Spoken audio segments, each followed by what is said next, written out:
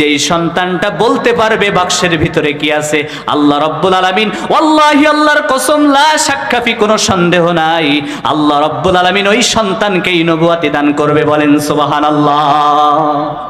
জান্নাত থেকে বাক্সটা এনেই দাউদ আলাইহিস সালামের হাতে উঠাই দিলেন। দাউদ আলাইহিস সালামের হাতে যখন উঠাই দেয়, আল্লাহর পয়গম্বর দাউদ তখন ডাক দেয় আমার সন্তানেরা, বড় ছেলেকে ডাক দিয়ে বলে, আমার কলিজার টুকরা সন্তান, ও আমার কলিজার টুকরা, মেহেরবানি করে আমার সন্তান, তুমি যদি বলতে পারো বাক্সের ভিতরে কি আছে, তাহলে আল্লাহ রাব্বুল আলামিন, তুমি আমার বড় সন্তান, তোমাকেই নবুয়তি দান করবে।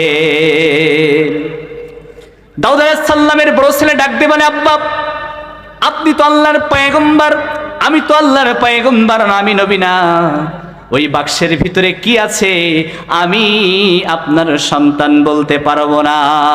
দাউদ আলাইহিস সালাম মেজো ছেলেকে ডাক দিয়ে বলে, আমার সন্তান রে, তুমি এবার বলো বাক্সের ভিতরে কি আছে।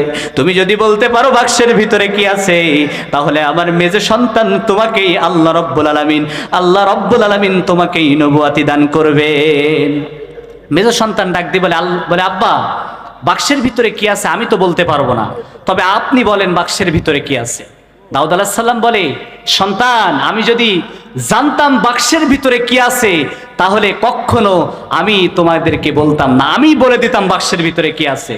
কিন্তু তোমাদের পরীক্ষা করার জন্য ওই আল্লাহ রাব্বুল আলামিন, আরশে আজিমের মালিক, লাউহে মাহফুজের মালিক, কুল কিয়ানাতের একাশ্বস্র মালিক রব্বুল আলামিন এই বাক্স তোমাদের জন্য পরীক্ষা স্বরূপ পাঠিয়ে দিয়েছে। বাক্সের ভিতরে কি আছে তুমি যদি বলতে পারো, তাহলে তোমাদের 19টা ভাইয়ের ভিতরে আল্লাহ রাব্বুল আলামিন একটা ভাইকে নবুয়তি দান করবেন। বলেন সুবহানাল্লাহ। একটা সন্তানকে নবুয়তি দান করবেন। আমার ভাইয়ের একটু মনের কান লাগান। আমার ভাইয়েরা, এর মানে বোঝা যায় আল্লাহর কোন পয়গম্বর গায়েব জানে না।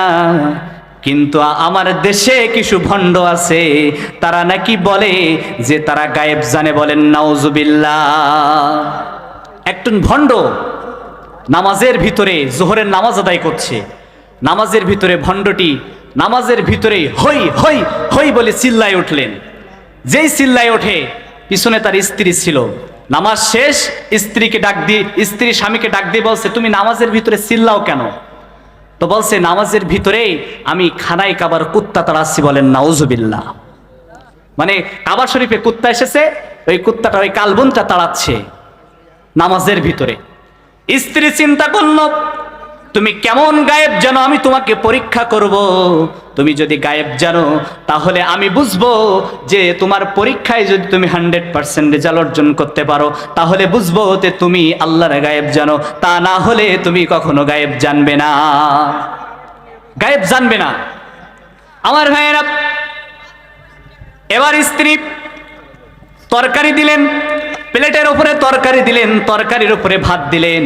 তরকারিটা ঢেকে ওই স্বামীর সামনে যখন দেয়, স্বামী একবার ডাইনে তাকায়, একবার বামে তাকায়, একবার সামনে তাকায়, একবার পিছন দিকে তাকায়, ডাইনে তাকায়, বামে তাকায়, পিছন দিকে, চতুর্দিকে তাকায়। বলে, বল্টুর মা, কি ব্যাপার? খাবার তো আমার সামনে, ভাত দিয়েছো, কিন্তু তরকারি কেন দিলে না?